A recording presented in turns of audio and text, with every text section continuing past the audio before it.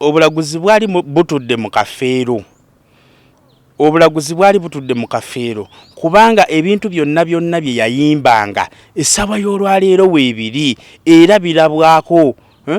Biba waki ekyokukola mmwe Abanayuganda mwenna abali mu nsi mweteeketeeke obulaguzi omuntu bubeera bumutuddemu. Twagala okugumya abaana ba kafeero nti nga mwasazeewo okutyoboola kitammwe ne mumwanika ne mutayitana mu nkola ya nnono kubanga mu nkola ennono tuyisobola okuyita omuzimu gwa kafeero.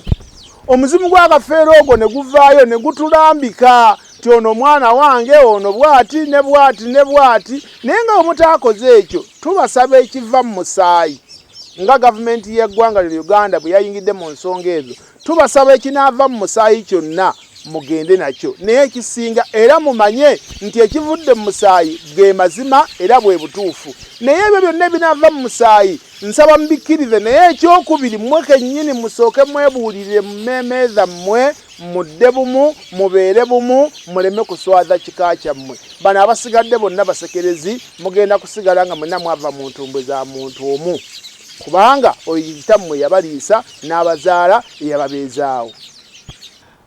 Kyetusaba gavumenti okusobola okulaba nga etuyambanga ffe abasajja kubanga tulina obuzibu bunene nnyo abaami olw'abakyala abaagala ebyobugagga byaffe bye tubeera tukoze ne bebeera nga batusiba abaana omwana n'akulira mu lujjalo naye nga si wuwo. Kakati ne tusaba gavumenti nti etuyambe etuteerewo DNA ey'obwereere ekendeze ku ebyo bye yeejalabyamu mu emikolo gya gavumenti gibeera mingi egikendezeeko ebimu ebiteeke ku nkola esobola okuba nga ziyamba abantu ng'eyo DNA. Abasajja babonaabona nnyo nga bakuza abaana abatali baabwe.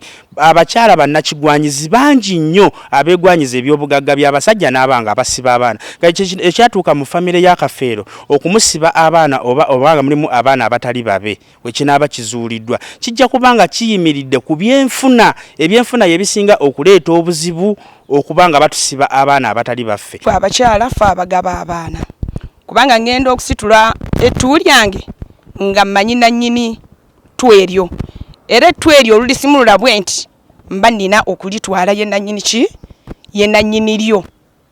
Kati obubaka bwempa ku baana ba Kafeero abo kubanga bonna babuluvu na bukumpanya toyinza kujja musaayi gye waguzaala ogugabire gye gutasaanidde. Ekyo abakyala beekube mu mutima babireke bamanye nti omusajja omwana amuzadde mwavu bw'aba ayagala. Nsaba gavumenti ffe bamaama bannakazadde b'abaana kubeera ffe abagaba nga nsawo wetuba nga tuzadde omwana nga yakazaalibwa bwati mu ddwaliro gavumenti ekiteekewo nga kyabwereera omwana wazaalibwa bwati nga bamukeberezaawo ndagabutonde ye taata we abeere nga mugumu n'omwana gwagenda olabirira abenga talina kubuusabuusa kwonna kubanga teyateekeddwa bulungi. Naye Kafeero mbagambe nti yali mulaguzi yagaa nti ebisigalire by'abafu baamutega ekyo baamutega ebisigalire by'abafu ng'akyali mulamu ate era ne bwe yafudde ebisigalira bye yasigadde kungulu kuba teyagenze nga mulamba. Naye tukubiriza ab'ebika muddeeyo muddemu okuwuliriza ennono tetuganye nti jova nojja n'ogamba nti gwe toli mwana wa gwa taata gwe toli mwana wa taata ng'ate maama bwe yanzaala yandeeta mu maka ago. Kati obaka bwempa abaana ba Kafeero bakkaanye babeere bumu kuba omwana obwana tosobola kugoba tosobola kugoba banno. Ebyo bye byange ebika biddemu amaanyi ebika bwe bibeera tebiriimu maanyi kitegeeza ndiga ekyo kya nze ndowooza tebaali bigoberedde batuule buli omu agabane Kafeero gwe yalekawo nga mwana wa mu lujja olwo bagabane bulungi ne bwe banaakaayana ne bagabana ebingi tebigenda bagasa era tebijja kubamala kuba taata waabwe yabikola n'amaanyi nabo bakole n'amaanyi ako kene banaaba bafunye kabayambe buyambi oba si ekyo babirekewo balabe nti nno bagabanangako magoba ebintu bya Kafeero babireke bakole ebyabwe n'amaanyi kuba buli omu mu nsi muno alina emikisa gye guli gwali mukisa gwa Kafeero nabo bakozesa omukisa gwabwe mu nsi.